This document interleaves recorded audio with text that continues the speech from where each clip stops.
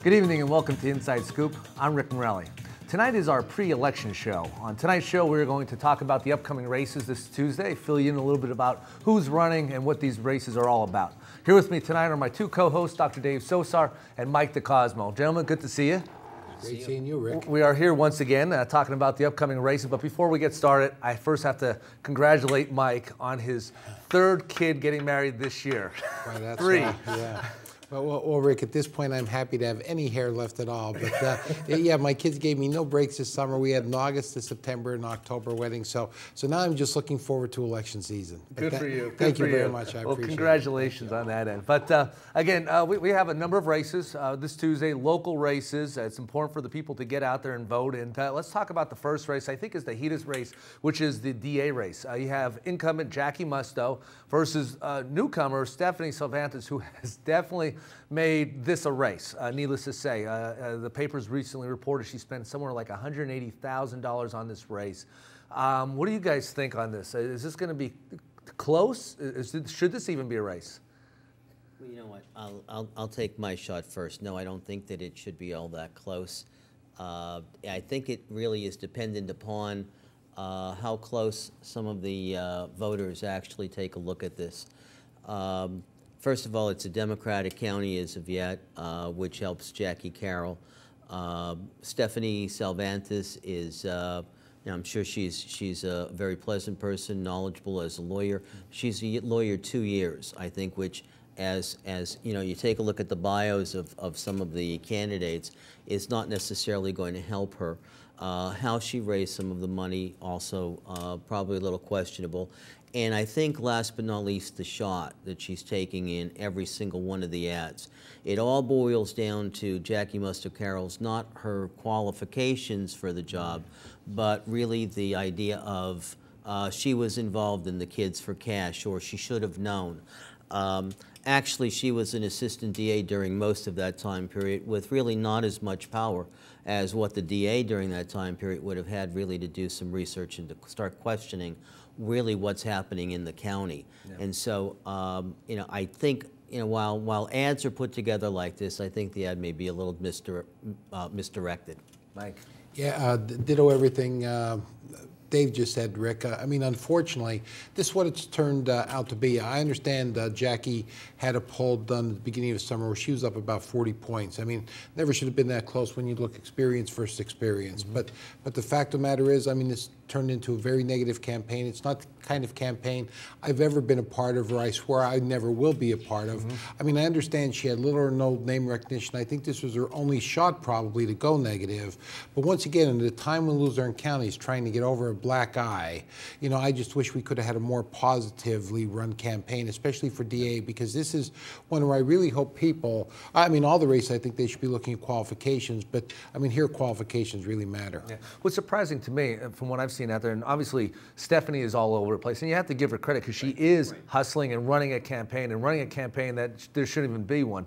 What I'm surprised about with Jackie Musto, and I was at one of her events, and when I heard her speak, kind of echoing what you said, I mean, she has experience, and when she explained her situation, even what she did on the Sam Lassand show, she talked about how the FBI was with her, and I'm kind of surprised, though, how she really hasn't taken that out to the public as much. I mean, she does have a war chest, and it doesn't seem like she's been running a campaign all that much. So that's what surprises me, and that's why I do think it's going to be at least a close race, because I will say that Stephanie's probably doing more than what Jackie is, and again, not to knock down Jackie's credentials, because you're right, she has more experience, but I'm just surprised that she's not running more of a campaign.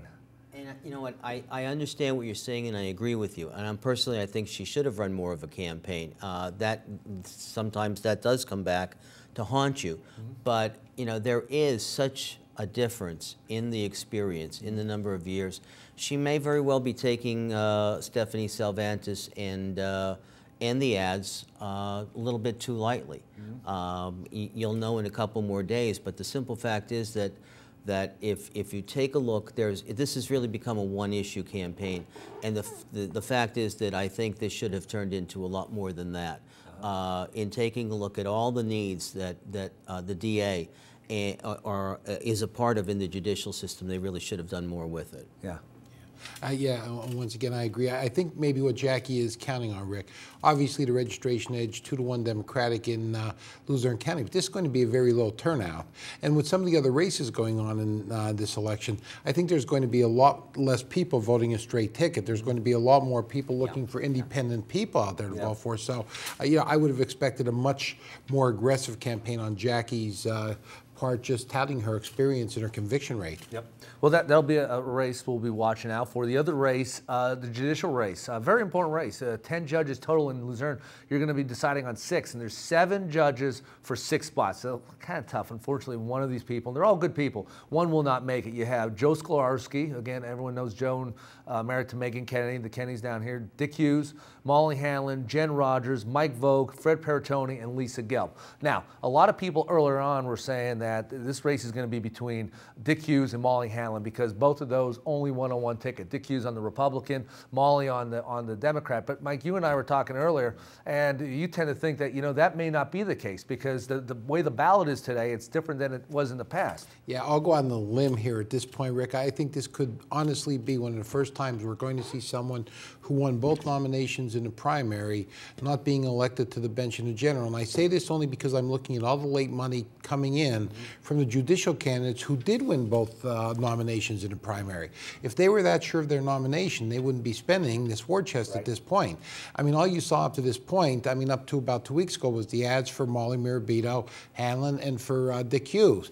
So, I mean, all of a sudden, I think these other judicial candidates said, hey, we better let people know that this isn't a foregone conclusion. But, I mean, just the other big point here, I mean, I just want to make, you know, I mean, once again, you know, in a race like this, Rick, you know, I mean, which is just so important at this time, I mean, everything pretty much is vanilla. It's hard to differentiate the candidates.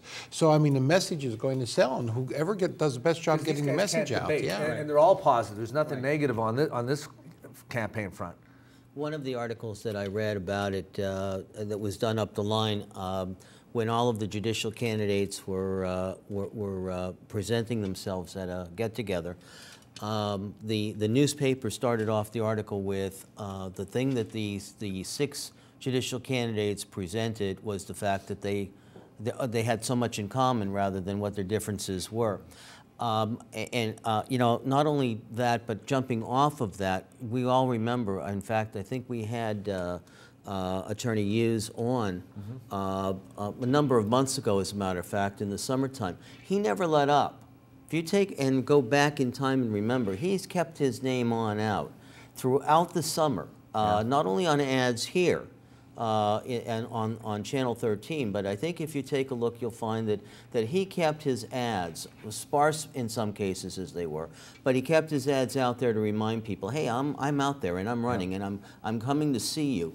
I think the same thing, although not quite exactly as much, but Attorney Mirabito did the same thing, Molly Hanlon Mirabito. So I think you're right, Mike, in the sense that you've got the 2 people on both ends who have the single nomination, but they've really done their homework to get on out there so much better.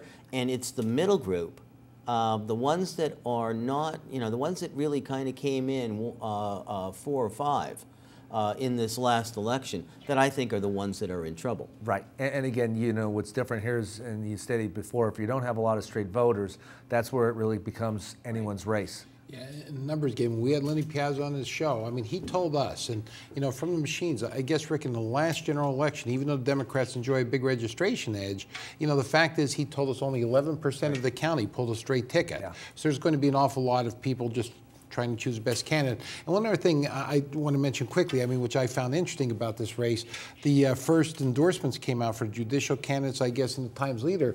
The 2 highest endorsed people were the 2 people who only had the 1 nomination, Dick Hughes and Molly Mirabito. So if people really read those closely, then all of a sudden you're saying, well, maybe these are my 1, 2, and then I have to decide among the other 4. So we'll be right back. But moving on, we just discussed the judicial race in the county. Let's talk about the local school board race, and that's always something of interest. Again, now you have 6 candidates for 5 seats here. You have the team of Bob Childs, Brian Early, and Marfi Yannick, Dagenhart running together. They have Robbie Wallace, Tony Bonomo, and Rocco Formica, not running as a team, but it almost sets the tone as a team.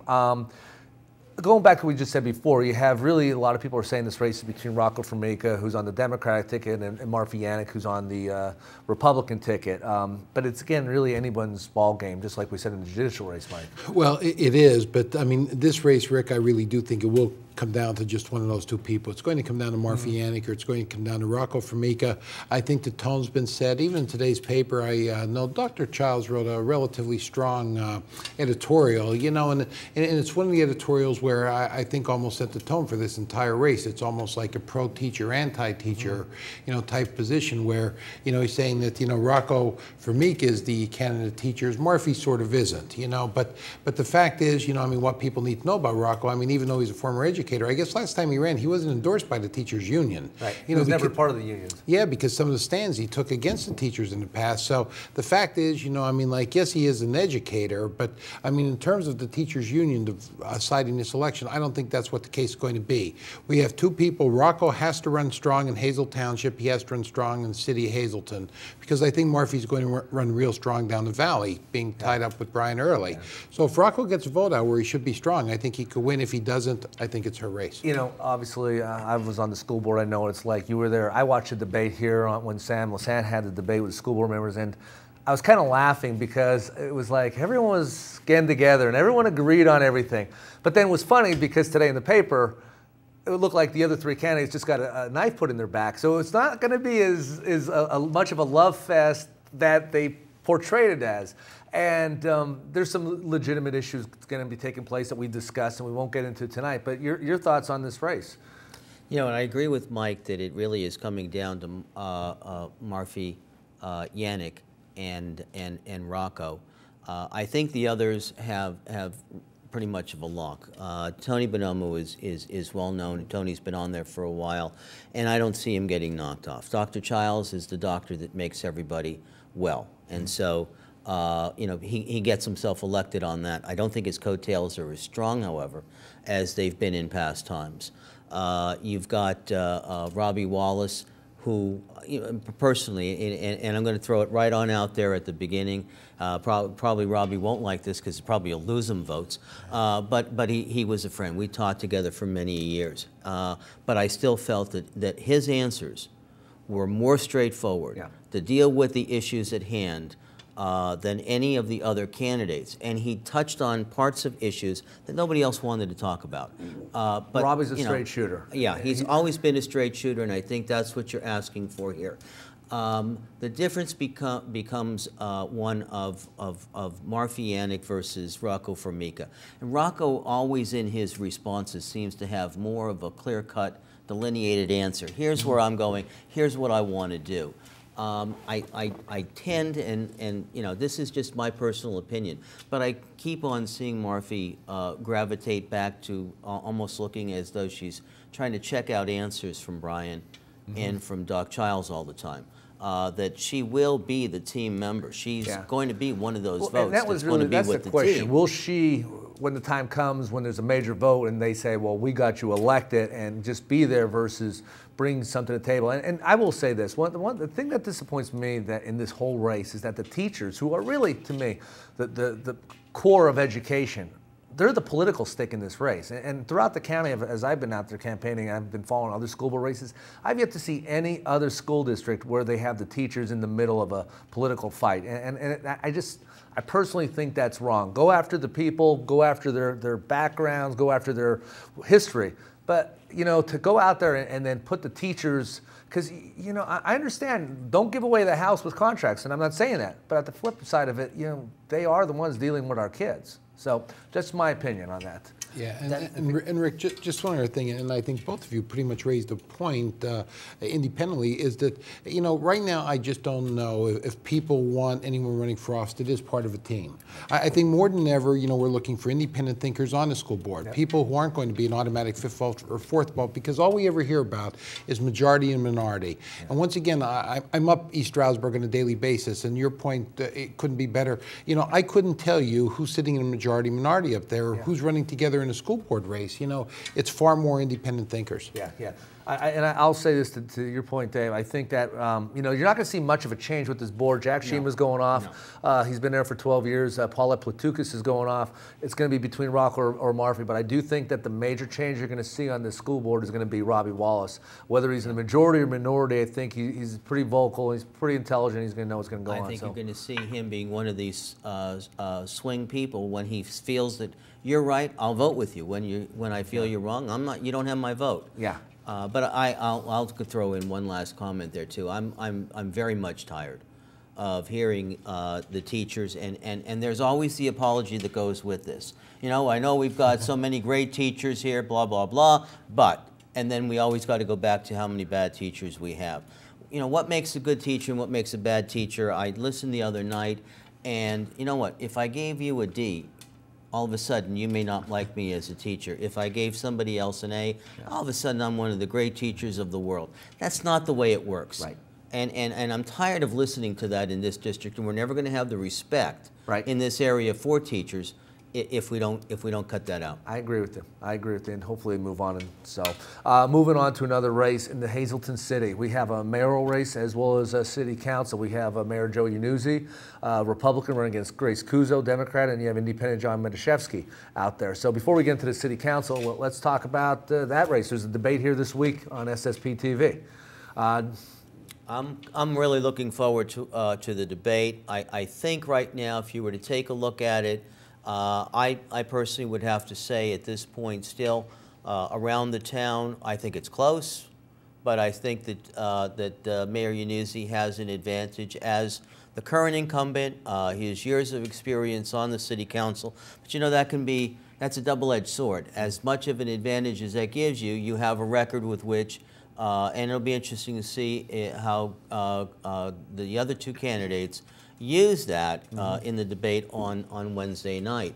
But I personally think this will be a relatively close race because of the small voter turnout. Yeah.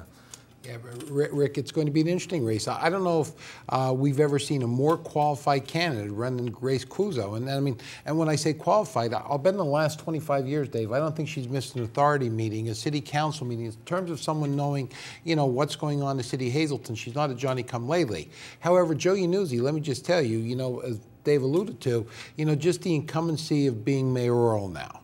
I mean, I think the rap on Joe before was, you know, he could win a city council race if he's running with Lou Barletta, but when he had his name out there and tried to run for mayor on his own or tried to run without those strong coattails, it was very difficult for Joe to get elected. Well, not difficult, he didn't get elected, but now since Joe's become mayor, I mean, you see his advertisements, he's talking about the stronger police, how he's increased the force, how he's hired some additional inspectors, you know, he's looking far more mayoral than he ever did as a councilman.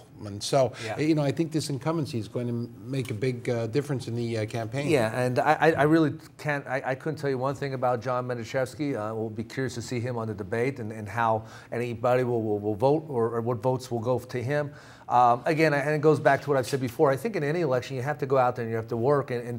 Grace is a very smart lady, no question about her. She's also not really doing much in the campaign. It's a combination of two things, going out there and talking to the people and seeing the people. And that plays a big role in, again, how you get elected. And but the debate could have could make a difference too. And let me just suggest this, because I've talked to others about this, and to me this is almost like the election that wasn't held in Hazleton this year.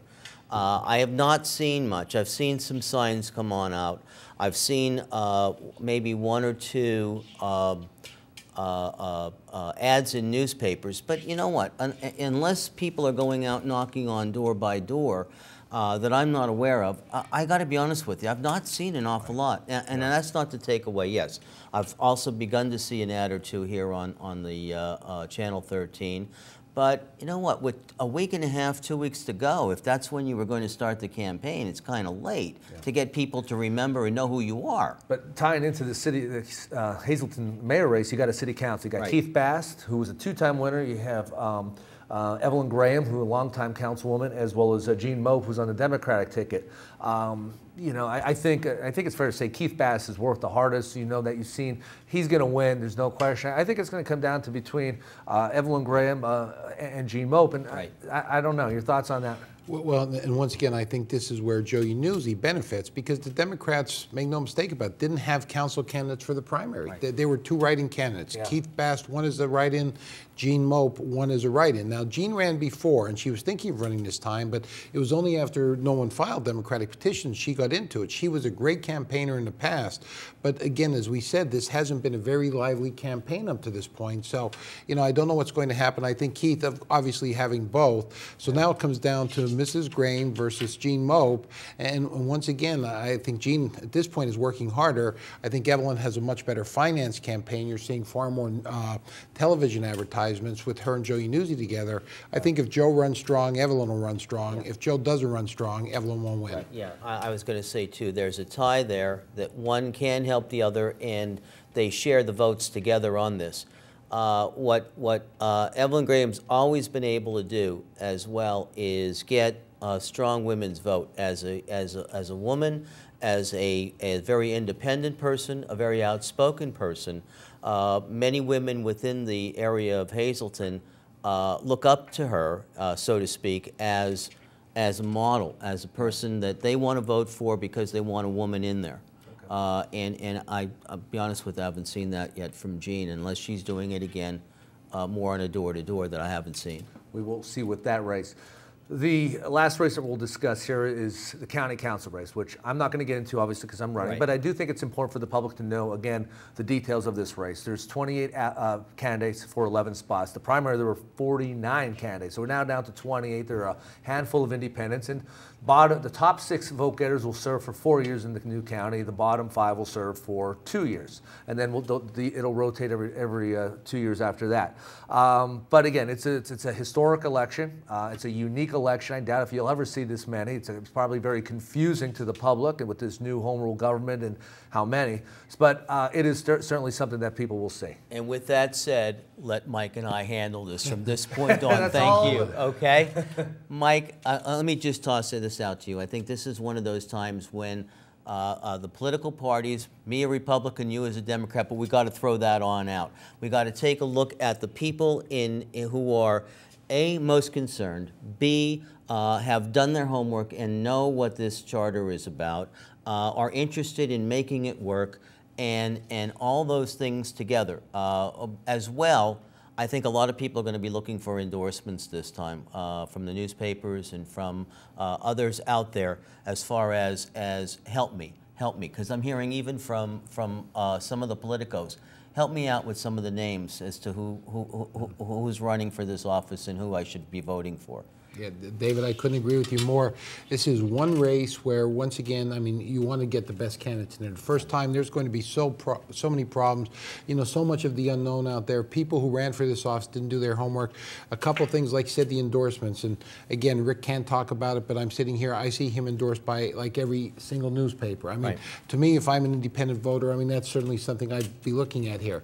Not Democrat politics, but once again, Tip O'Neill, all politics is local. Right. You know, my biggest objection where we had the fights on the show with, I would have liked to see the regionalized voting, but in the fact that we don't have the regionalized voting, I'm really happy that we have a candidate, you know, that we could put on from our region and represent us from the lower end. All we ever hear from the people from the Hazleton area, hey, listen, you know, we don't have the representation. We have that opportunity.